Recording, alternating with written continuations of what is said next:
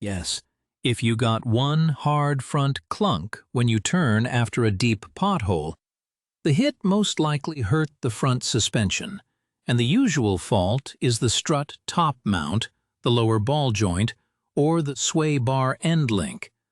That noise pattern points there for a reason. A deep pothole drives the wheel down hard, then sends the hit straight up through the shock. On a MacPherson strut front end, that impact often breaks the plastic bearing races inside the strut upper mount, also called the top hat.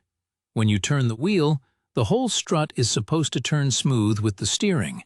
If that bearing is broken, the strut sticks. Then the coil spring twists and stores force until it breaks free. That is the sharp pop, clunk, or binding feel you hear at low speed, like in a parking lot or when you roll over a driveway edge. The same pothole can also bend a sway bar end link, or damage the ball part inside it.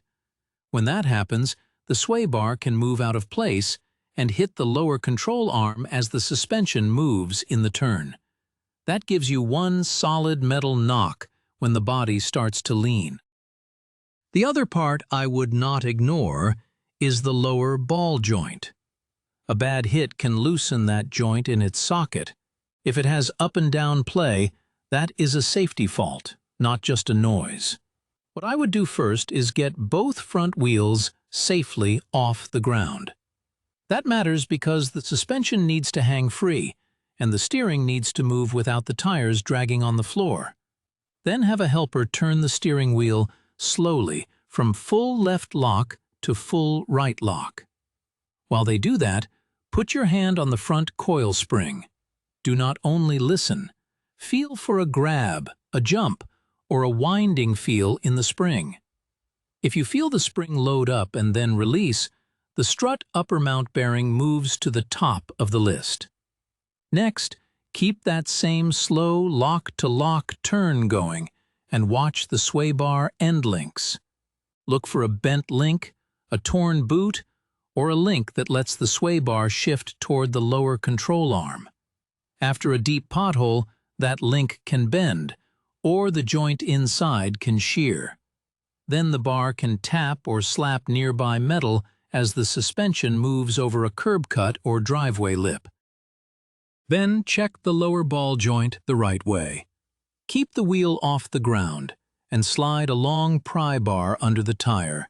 Lift up on the tire and watch the lower ball joint while you feel for movement. You are checking for vertical play at the joint. Any clear vertical movement is too much. If you see that, stop driving it until it is repaired. I am not sending you toward a long list of other parts because this noise has a very clear pattern.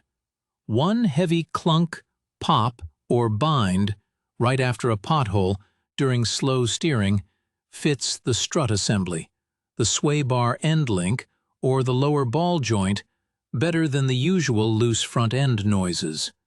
If you leave it alone, steering feel can get worse, tire wear can start, and a loose ball joint can turn into a real safety problem.